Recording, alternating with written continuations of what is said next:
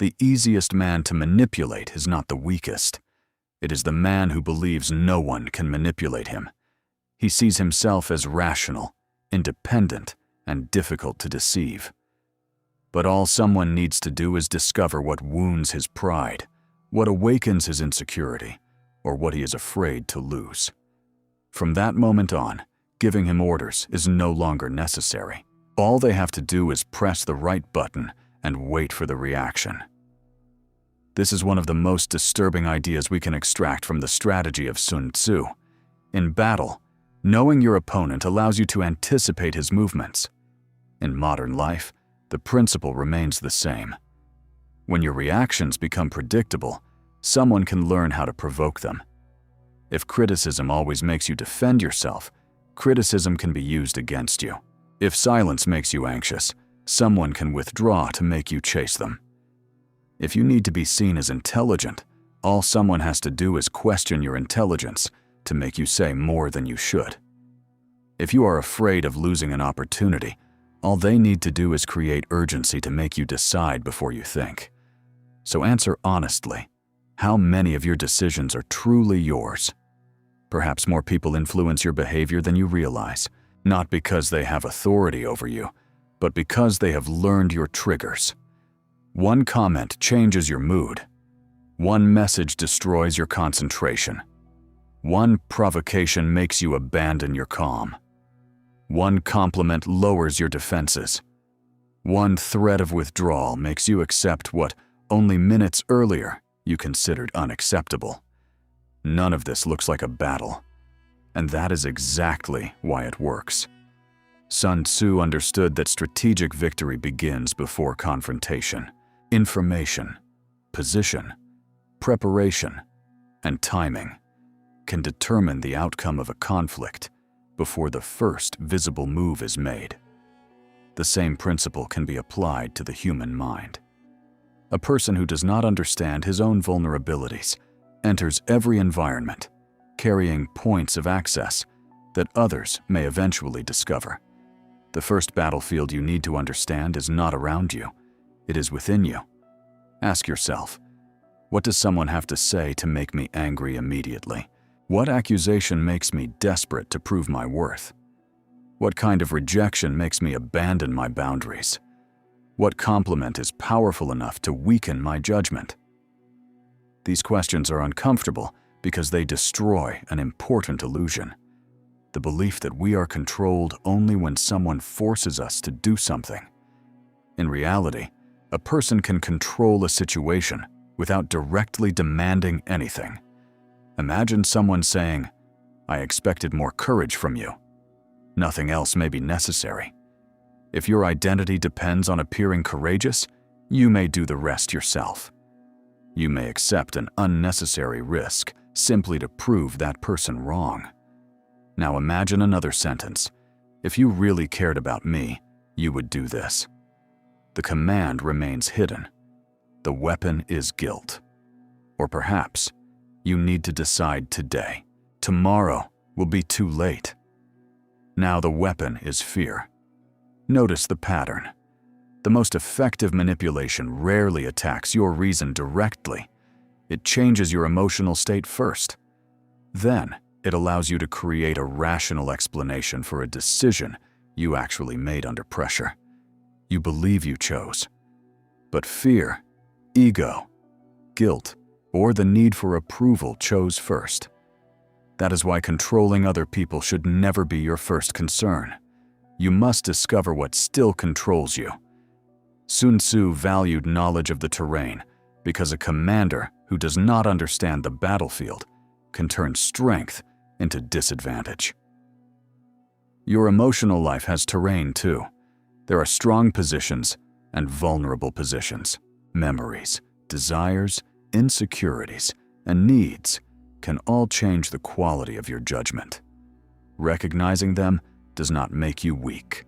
Ignoring them makes you predictable. A man who knows he reacts badly when disrespected can learn to create distance before responding. A man who knows loneliness makes him return to destructive relationships can prepare himself before loneliness arrives. A man who knows the desire to appear successful influences his financial decisions, can recognize when he is buying something to impress rather than because he truly needs it. Knowledge creates space, and inside that space, something extremely powerful appears. The possibility of not reacting. Imagine two men receiving exactly the same insult. The first reacts immediately. His expression changes, his voice rises. He begins explaining, attacking, and desperately trying to recover the position he believes he has lost. Within seconds, he has revealed everything. Now everyone knows where he is vulnerable. The second man feels the same provocation, but remains silent for a few seconds. He is not indifferent. He simply refuses to transform emotion into automatic action. He observes. Why did this person say that? Why now? Why in front of these people? What does this person expect me to do? Suddenly, the insult is no longer just an insult. It becomes information. Which of these two men would be harder to control? The second man's strength does not come from feeling less. It comes from giving less authority to what he feels. That difference appears small, but it can change an entire life. How many relationships have been destroyed by a message sent during 5 minutes of anger? How many terrible opportunities have been accepted because someone was afraid of missing out? How many people have spent money they did not have because someone made them feel inferior? How many boundaries have been abandoned because another person showed disappointment? Immediate reactions often demand a price that appears later. So create a simple rule. When emotion rises, slow the decision down. If you are angry, wait. If you are desperate, wait. If you are euphoric, wait. If you feel an overwhelming need to prove something, wait. Not because every emotion is wrong. Emotion provides information. The problem begins when emotion takes command. Anger may tell you that a boundary has been crossed. Fear may indicate danger. Anxiety may reveal uncertainty. Jealousy may reveal desire or insecurity. Listen to the report. But do not give the army to the messenger. That is the difference between feeling something and obeying it. The modern world, however, is designed to destroy that distance. Respond now. Buy now. Click now. Choose now. Defend yourself now. Prove yourself now. Urgency prevents reflection, and a mind without time to reflect becomes much easier to influence. So whenever someone has something to gain by preventing you from thinking, become especially interested in thinking. Read it again. Verify it. Step away. Sleep before deciding when circumstances allow. Ask who benefits from your urgency. Sometimes the urgency will be legitimate, but sometimes it will simply be a tool designed to stop you from seeing what would become obvious after a few minutes of silence. And silence has another power. It allows people to reveal more.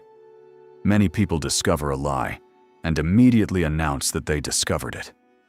They notice a contradiction and immediately confront it. They recognize manipulation and feel compelled to prove that they understand what is happening. But why? You do not need to reveal everything you notice. Information is also position. Observe what someone does when they believe you have not noticed. See whether the pattern repeats. Compare words with actions. Pay attention to what happens when that person hears the word no. Anyone can respect your boundaries when those boundaries do not interfere with what they want. The real test begins when your boundary prevents them from getting what they want. That is when many masks begin to fall, and you do not need to tear them away. Sometimes, you only need to remain still and allow them to fall on their own. This requires abandoning another dangerous habit: over-explaining. You do not owe everyone complete access to your mind. Privacy is not dishonesty. Silence is not weakness. and a boundary does not need to become an essay. Sometimes no is a complete sentence. The more you explain a decision to someone determined to change it, the more material you give them to negotiate against you. You explain the first reason. They attack the reason. You provide another. They attack that one too. Soon, you are defending a choice that already belonged to you from the beginning. Stop. You can listen to opinions without obeying them. You can consider criticism without allowing it to define you. You can disappoint someone without having committed an injustice. You can be a good person and still close a door. And this is where the strategic lesson begins to change direction. Because perhaps you began this journey thinking about how to identify manipulative people. But the real problem is deeper.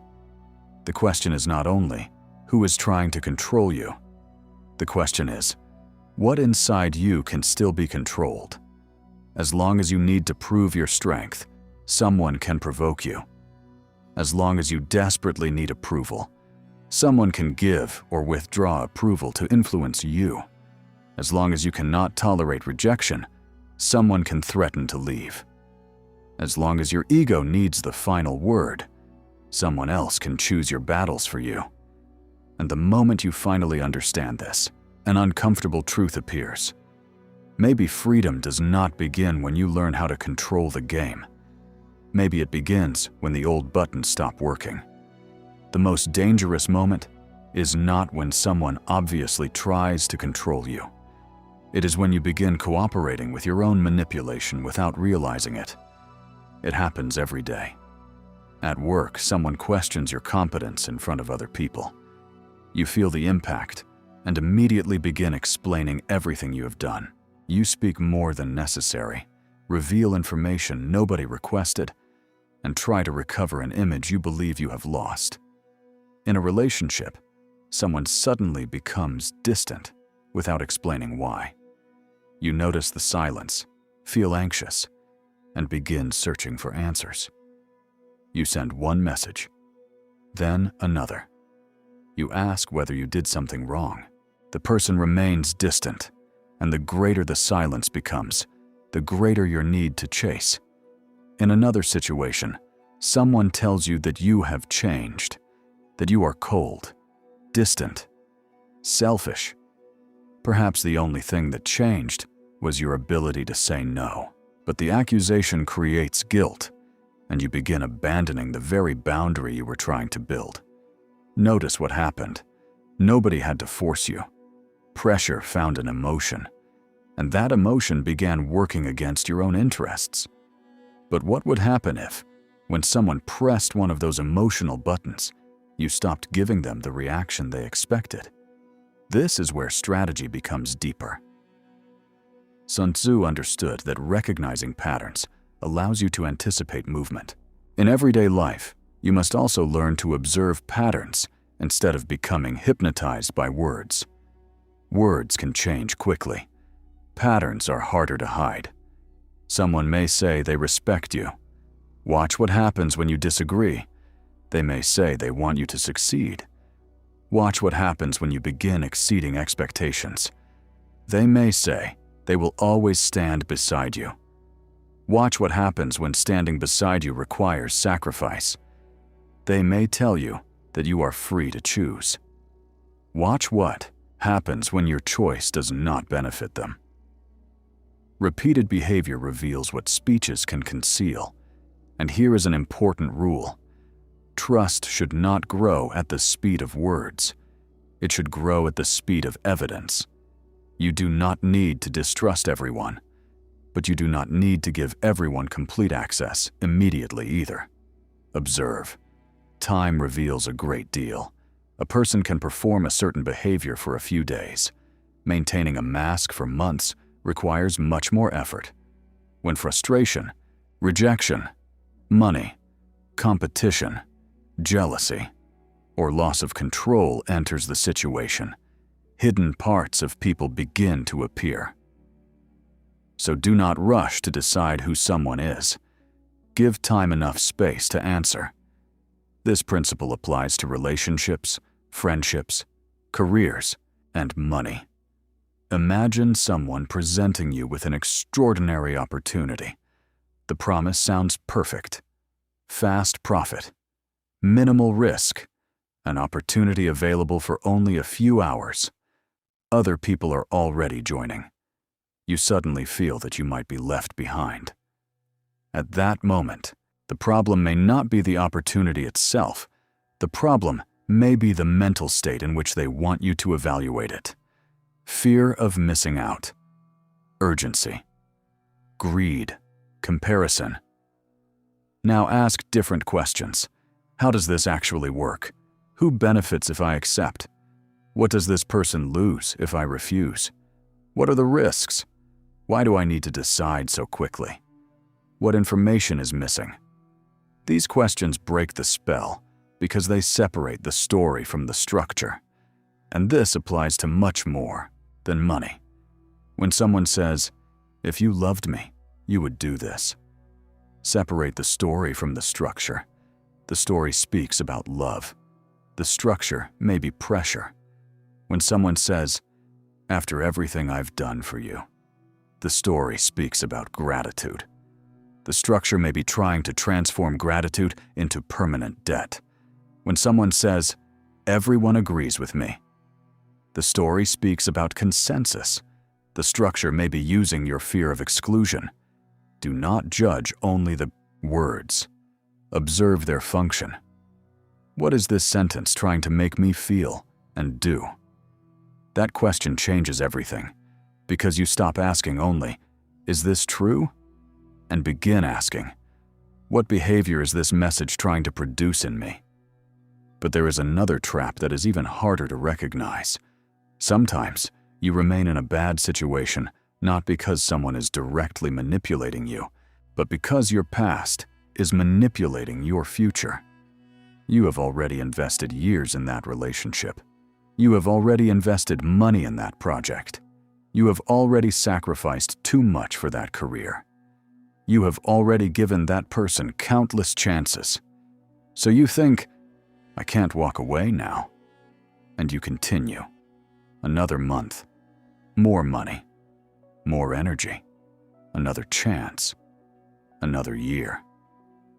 But investing heavily in something in the past does not automatically make continuing a good decision today. Ask yourself a brutal question. If I encountered this situation today, knowing everything I know now, would I choose it again? If the answer is no, pay attention. Perhaps you cannot leave immediately. Responsibilities are real. Money matters. Family matters. Consequences matter. But recognizing reality allows you to begin building a different position. Sun Tzu understood the value of position. You should too. Sometimes your greatest defense against manipulation is not a clever sentence. It is having options. Savings create options. Professional competence creates options. Health creates options. Knowledge creates options. Strong relationships create options. The ability to spend time alone creates options. The fewer alternatives you have, the more power may belong to whoever controls what you depend on. Imagine someone who hates his job, but has so much debt that he cannot imagine surviving 1 month without his salary. Now imagine someone in the same company who has saved money, developed new skills, and quietly begun looking for opportunities. They may hold the same position, but psychologically, they stand on completely different ground. One believes he must tolerate almost anything. The other knows that if a certain boundary is crossed, he has alternatives. Which one is easier to pressure? The same thing happens in relationships. When someone believes they cannot live without another person, fear of abandonment begins negotiating on their behalf. They accept behavior they once considered unacceptable. They forgive without change. They surrender to avoid conflict. They confuse permanence with love. Little by little, fear of losing the relationship becomes more important than the quality of the relationship. But loving someone should not mean becoming incapable of leaving when your dignity requires it. You can love deeply and still know that you would survive separation. You can want a job and still refuse destructive conditions. You can want a deal and still walk away from bad terms. You can want recognition without turning applause into a necessity. This changes your position. You prefer a particular outcome, but you don't become its prisoner. And when you stop desperately needing one specific outcome, you begin thinking more clearly. There is another element that reveals this in a surprising way. Silence. Watch a negotiation. Someone makes an offer. Silence. Many people cannot tolerate those few seconds, so they start talking. They explain. They lower their demands. They reveal information nobody requested. They negotiate against themselves simply to escape discomfort. The same happens in personal conversations. Someone asks an invasive question. You do not want to answer, but the silence feels uncomfortable. So you answer. Why? Not because you consciously chose to reveal something, because you could not tolerate 5 seconds of tension. Learn to remain inside that space. You can say, I need to think about that. You can say, that doesn't work for me. You can ask a question and wait. You can receive an offer without responding immediately. You can allow another person to experience their own discomfort without believing it is your responsibility to rescue them from it. Silence does not have to be a technique for intimidating anyone. It can simply give you time to remain the owner of your decision. But there is a danger. After learning these ideas, some people begin seeing manipulation everywhere. Every conversation becomes a competition. Every friendship becomes strategy. Every question becomes a threat. They begin speaking less, only to appear mysterious. They try to anticipate everyone. They distrust every act of kindness. That is not strength. That is fear wearing the mask of intelligence. Sun Tzu should never become an excuse to transform life into permanent warfare. The goal is not to control people before they control you. The goal is awareness. Not everyone who makes a mistake is manipulating you. Not every silence is a strategy. Not every compliment hides an agenda. Not every disagreement is an attack. Being difficult to manipulate does not mean becoming incapable of trust. It means allowing trust to be supported by reality. You can remain kind. You can love. You can help. You can listen. You can forgive. But none of those things require you to abandon observation. Perhaps this is one of the greatest differences between naivety and wisdom. Naivety says, I trust because I want to believe. Paranoia says, I trust no one. Wisdom says, I will observe. And then something unexpected begins to happen. The better you understand people, the less you need to confront them. You recognize the provocation and refuse to enter. You recognize pressure and give yourself time. You recognize inconsistency and reduce access. You recognize guilt as a weapon and maintain your boundary. No speech, no announcement, no need to prove that you won. Your life becomes quieter. But there is still one form of manipulation more dangerous than all the others. One that knows every insecurity you possess, every desire, every weakness. It knows exactly which lies you would love to believe. And it has been with you from the beginning. It does not need to study your mind, because it lives inside it. And before you become truly difficult for others to manipulate, you will have to confront the most uncomfortable possibility of all. Sometimes, the most convincing manipulator in your life is you. The hardest manipulation to recognize does not come from someone trying to deceive you. It begins when your own mind creates a comfortable explanation to avoid an uncomfortable truth. You tell yourself you are waiting for the right moment. Maybe you are afraid. You tell yourself you are being patient. Maybe you are avoiding a decision. You tell yourself you remain in that relationship because you are loyal. Maybe you are afraid of being alone. You say you do not care what people think, while continuing to make decisions designed to impress people you do not even admire. The human mind has an extraordinary ability to transform fear into caution, dependence into love, and avoidance into patience. That is why understanding the strategies of others will never be enough. If you can recognize everyone's lies except your own, you remain vulnerable. So ask yourself a question few people have the courage to ask. What am I pretending not to know? Maybe you already know that someone is not going to change. Maybe you know that an environment is destroying your energy. Maybe you know you are spending money to appear successful rather than to build wealth. Maybe you know you are still seeking recognition from someone who has no intention of giving it. The problem is not lack of information. The problem is the price of accepting the conclusion. Because some truths demand action, and as long as you are unwilling to act, your mind can continue producing arguments that keep everything exactly as it is. This is where Sun Tzu's strategy becomes deeply personal. Before seeing the external battlefield clearly, you must stop distorting the internal terrain. Not what you wish were true. Not what would be more comfortable to believe. What the facts repeatedly show. Think about a relationship where promises are always better than behavior. The person makes a mistake, apologizes, promises change. For a few days, everything improves. Then the pattern returns. Another promise appears. You choose to believe again. Why? Maybe because accepting the promise is emotionally cheaper than accepting reality. Now notice how desire can participate in manipulation.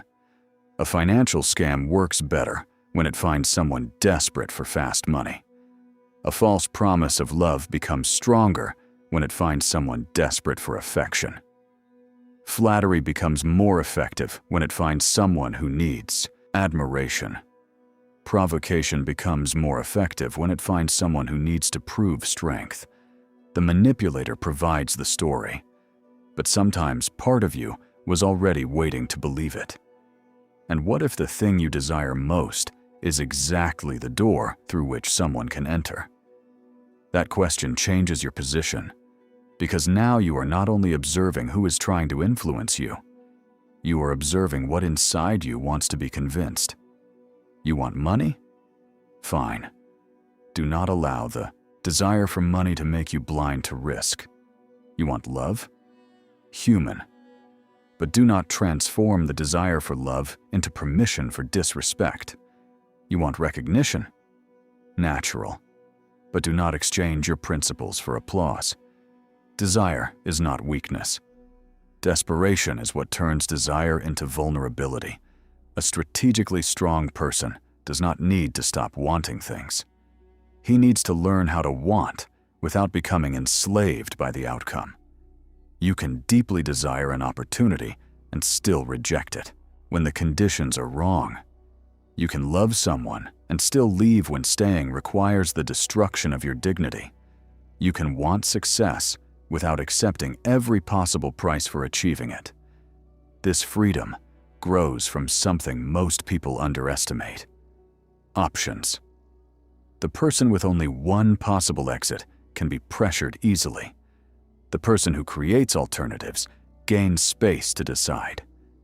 That is why becoming difficult to manipulate is not only psychological work, it is a life project.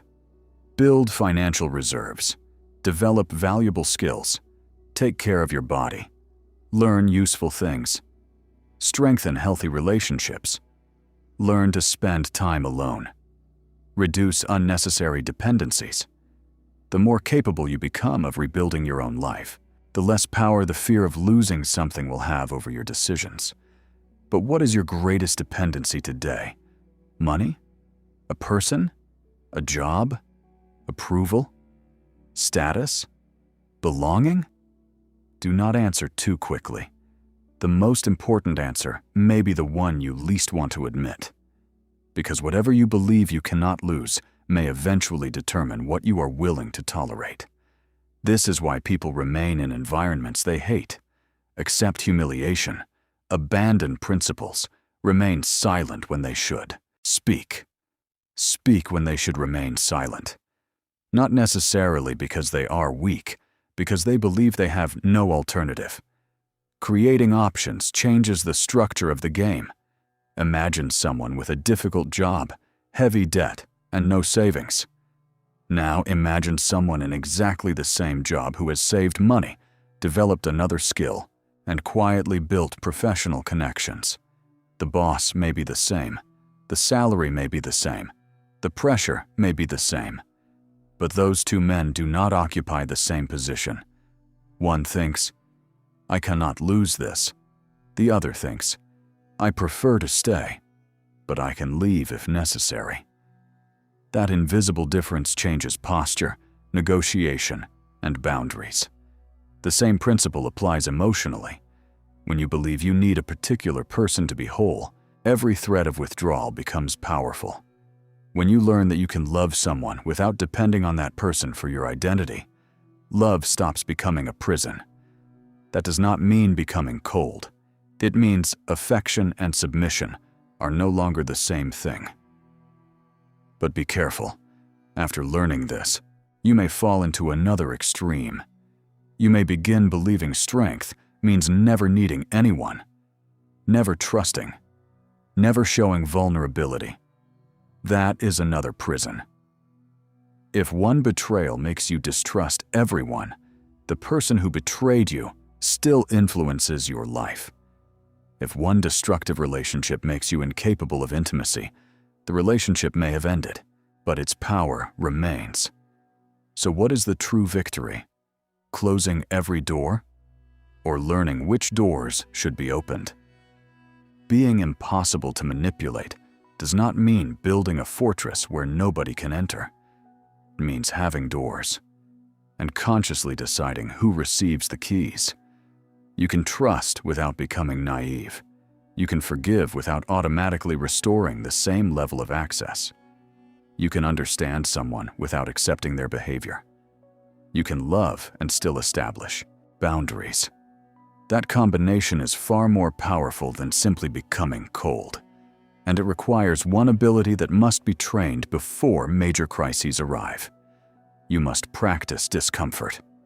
Say no in small situations. Allow someone to be slightly disappointed without immediately trying to repair their emotions. Do not respond instantly to every message. Do not explain every preference. Do not reveal every plan. Do not buy something simply because you suddenly feel inferior. Do not enter an argument merely because someone questioned your intelligence. These small moments teach your nervous system something important. Discomfort is not an emergency. Someone can disagree with you, and you remain intact. Someone can dislike your decision, and you remain intact. Someone can misunderstand you, and you remain intact. Someone can leave, and even if it hurts, you remain intact. What would happen if you truly learned that?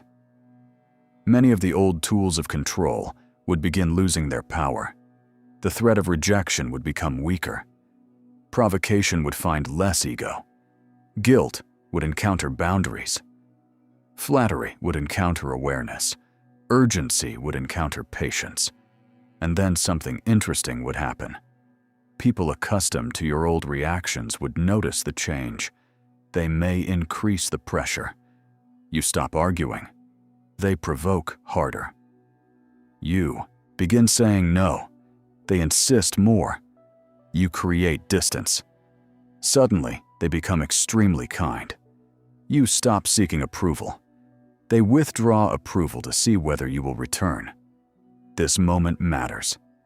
Because stating a boundary once is easy, Maintaining it when someone tests your determination is different. Can you remain firm when the person who once controlled you through guilt tells you that you have become selfish? Can you remain calm when someone increases the provocation simply to recover your old reaction? Can you tolerate being misunderstood without rushing to explain who you are? This is where knowledge becomes character. Not when you understand the principle, when you practice it under pressure. Sun Tzu understood that preparation before confrontation changes what happens when confrontation arrives. Do the same with your principles. Do not wait for temptation to decide what is not for sale. Do not wait for pressure to discover your boundaries. Do not wait for provocation to decide what kind of man you want to become. Decide before the moment arrives. What will you never do for money? What will you never accept for love? What will you never sacrifice merely to belong? What behavior immediately reduces your trust in someone? Which situations require you to gain time before deciding? Principles established in advance reduce the power of the moment. If you decide everything under pressure, whoever controls the pressure may influence the decision.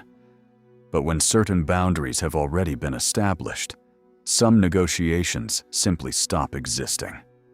And perhaps this is the most important point of all. You will never control everyone you meet. You will never prevent every lie. You will never recognize every hidden intention. You will never completely eliminate the possibility of betrayal, deception, or disappointment. So where does real security come from? Your ability to respond. You can be deceived and learn. You can be rejected and continue. You can lose one opportunity and build another. You can discover you were wrong and change direction. You can lose someone and rebuild your life. When you trust your ability to respond to loss, fear of loss begins to weaken. And when fear weakens, manipulation loses much of its fuel. You stop asking, "How can I guarantee that nobody will ever control me?" and begin asking, "How can I remain conscious when someone tries?" That is a much more powerful question, because freedom does not mean nobody will ever press your vulnerable points. Freedom means pressure no longer receives automatic authority over your actions. Between the stimulus and your response, you begin creating space. Someone provokes you. You observe. Someone pressures you. You think. Someone praises you. You accept the compliment without surrendering your judgment. Someone threatens to leave. You feel the fear without allowing fear to decide everything. That space is where independence begins. And sometimes all you need is 3 seconds. 3 seconds before sending the message. 3 seconds before saying yes. 3 seconds before making the purchase. 3 seconds before giving the angry response. 3 seconds before revealing something that should remain private. Ask yourself, why am I about to do this? If the answer is fear, observe it. If it is ego, observe it. If it is guilt, observe it. If it is desperation, observe it. Then choose. Over time, something changes. The old buttons begin to fail. Provocation no longer automatically produces an explosion. Guilt no longer automatically produces submission. Flattery no longer opens every door. Someone else's silence no longer forces you to chase. You still feel. But feeling and obeying are no longer the same thing. That is the victory almost nobody will see. There will be no applause. Maybe nobody will notice the exact moment it happens. But your life will become quieter. Because you will no longer need to win every argument. You will not need to correct every opinion. You will not need to constantly prove who you are. You will not need to reveal that you noticed every attempt to pressure you. Sometimes, you will simply reduce access. Sometimes you will leave. Sometimes you will respond. Sometimes you will remain silent. The difference is that now it will be a choice. And perhaps that is the deepest way to understand Sun Tzu in the modern world. The greatest victory is not controlling the people around you. It is making their control over you increasingly impossible. Do not turn the entire world into an enemy. Do not search for manipulators around every corner. Look inward for which emotion can still take command of your life. Fear, anger, guilt, loneliness, the need for approval, ego. Choose one. Observe it over the next few days. Discover when it appears, what activates it, and what behavior it usually produces. Then place a pause between that emotion and your decision. That will become your training ground. And when someone tries to press the old button again, they may discover something they did not expect. The button is still there, but it no longer controls the machine. If this message made you recognize something in your own life, write one word in the comments: control. And if you are willing, answer this: which emotion has been used most effectively to influence your decisions? Fear, anger, guilt, approval, loneliness, or something else? Your answer may help someone else recognize a prison they have not yet learned to see. If you are searching for philosophy, strategy, discipline, and self-mastery, subscribe to the Silent Order.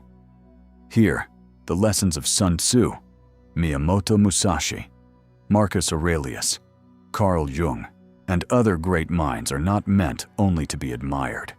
They are meant to be applied, because the true strategist is not the man who controls everyone around him.